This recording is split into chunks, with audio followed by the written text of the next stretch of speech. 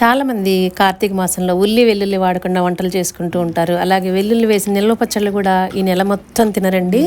మా ఇంట్లో కూడా అంతే అనమాట. అందుకోసం అని చెప్పేసి ఇలా ఉల్లి వెల్లుల్లి లేకుండా ఊరగాయలు పెట్టుకుని అప్పటికప్పుడు తింటూ ఉంటారనమాట. అస్సలు వెల్లుల్లి వాడకుండా ఉసిరావకాయని ఎలా తయారు చేసుకోవాలో చూద్దామండి. నేను ఇక్కడ అరకిలో ఉసిరికాయలను తీసుకున్నాను అనమాట. వీటిని శుభ్రంగా కడిగేసి తడి లేకుండా తుడుచుకోవాలి. చిన్న చిన్న ముక్కలుగా కట్ చేసుకుని రెడీగా పెట్టుకోవాలన్నమాట. ఆల్రెడీ ఈ గింజ తీయకుండా డైరెక్ట్గా ఉసిరికాయలని మగ్గించి చేసిన ఊరగాయ కూడా మన ఛానల్లో పెట్టానండి. అది కూడా ఉంది, ఎవరైనా ఇంట్రెస్ట్ ఉన్న వాళ్ళు ఉంటే చూడండి.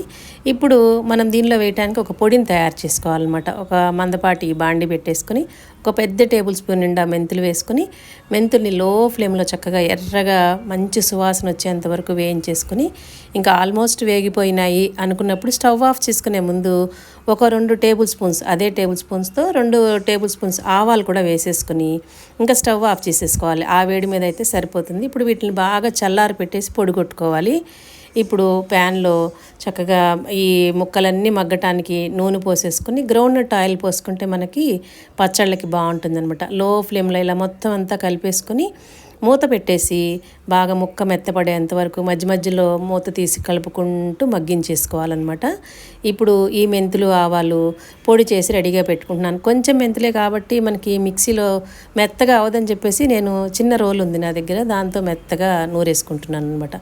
ఇలా ముక్క మెత్తపడేంత వరకు మగ్గించేసుకొని వీటిని కూడా బాగా చల్లారి పెట్టేసుకోవాలన్నమాట. బాగా చల్లారిన తర్వాతే ఈ అరకిలో ముక్కలకి ఇక్కడ నేను ఒక టీ గ్లాస్ ఉంటుంది కదా, ఆ టీ గ్లాస్ నిండా కారం వేసేసి హాఫ్ గ్లాసు సాల్ట్ వేస్తున్నాను అనమాట. సాల్ట్ మెత్తనుప్పు కాబట్టి ఎక్కువైపోతుందండి ఇది, అందుకని కొంచెం చూసుకుని వేసుకోవాలి. ఇప్పుడు మనం నూరి పెట్టుకున్న మెంతులు ఆవాల పొడి ఉంది కదా, ఇవంతా కూడా దీనిలో వేసేసుకొని బాగా కలిపేసుకోవాలన్నమాట. ఉసిరికాయ ఆల్రెడీ పుల్లగా ఉన్నా కూడా కొంచెం వగరు ఉంటుందండి. దానిలో పులుపు మనకు బయటికి రావాలి అంటే ఈ అరకిలో ముక్కలకి నేను ఇక్కడ 2 నిమ్మకాయలని రసం తీస్తున్నాను అనమాట.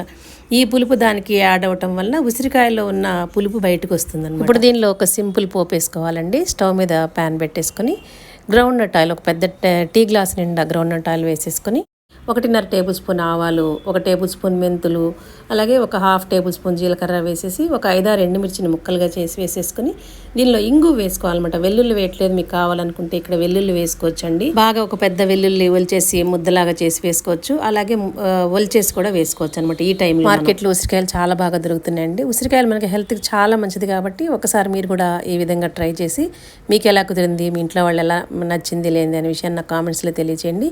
ఇలాంటి సింపుల్ ఈజీ టేస్టీ రెసిపీస్ కోసం మన ఛానల్ని ఫాలో అవుతుండండి. మన ఛానల్లో వీడియోస్ చూసి మీకు నచ్చితేనే మన ఛానల్ని సబ్స్క్రైబ్ చేసుకోండి. Thank you for watching.